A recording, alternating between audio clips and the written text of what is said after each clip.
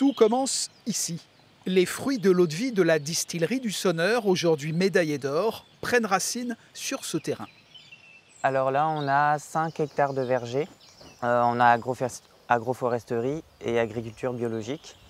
Donc on mélange les fruitiers comme les poiriers, les pruniers, on a de la mirabelle, de la reine Claude. Et les petits fruits, donc les cassis, les framboises. Et c'est justement l'eau-de-vie de leur framboise blanche qui a reçu la récompense suprême au concours national de Paris. Simon la cultive avec un soin particulier.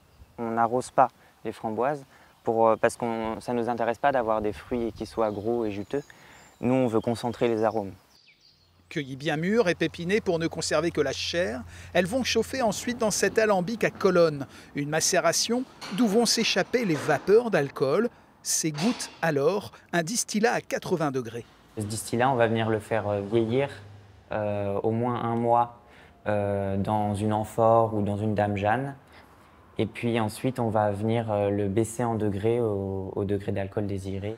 Avec le vieillissement, il s'écoule 3 mois entre la cueillette du fruit et la mise en vente de la bouteille. Une bouteille au design soigné qui traduit la volonté de la distillerie de rajeunir l'image de l'eau-de-vie.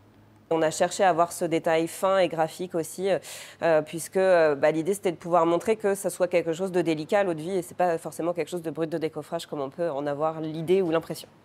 Avec 45 degrés d'alcool, les arômes triomphent. La goutte à pépé d'autrefois est clairement montée en gamme.